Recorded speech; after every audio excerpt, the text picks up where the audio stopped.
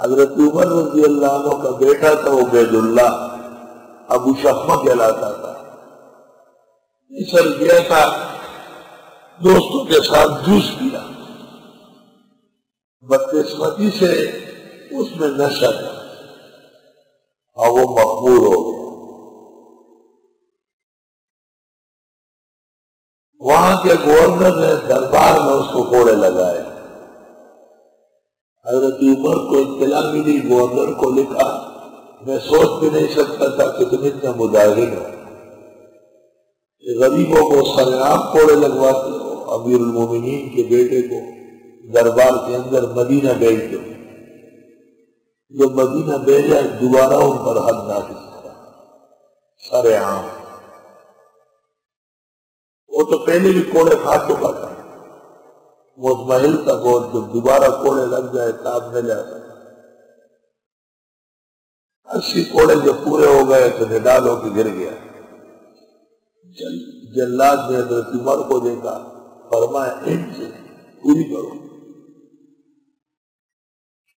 کوڑے پورے کیے، 100 پورے ہو گئے تو حضرت عمر نے اس کا سر اٹھا کے اپنے ران پہ رکھا اور چیخ چیخ کے رو رہے،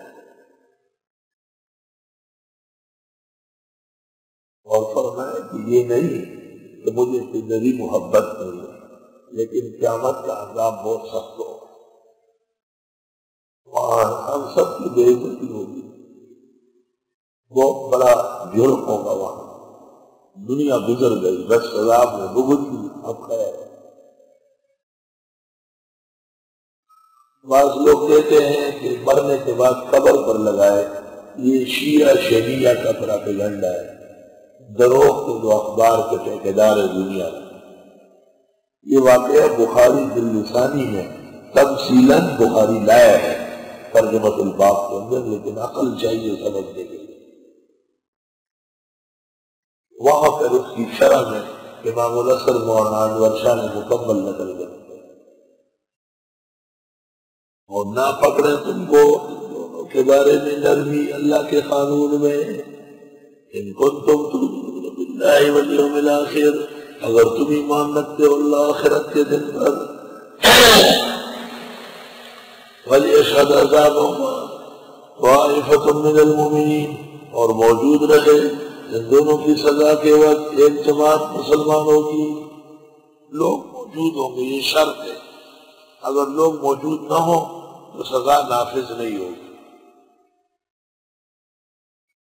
الزانی لا ينكح الا زانیۃ او مشرکۃ، زناکار نکاح نہیں کرتا مگر زناکارہ سے یا مشرکہ سے، والزانیۃ لا ينكحها الا زان او مشرک، اور زناکار عورت سے نکاح کرتا بھی نہیں مگر زنا کرنے والا یا شرک کرنے والا۔ وحرم ذلك علی المؤمنین، اور حرام کیا گیا یہ مسلمانوں پر۔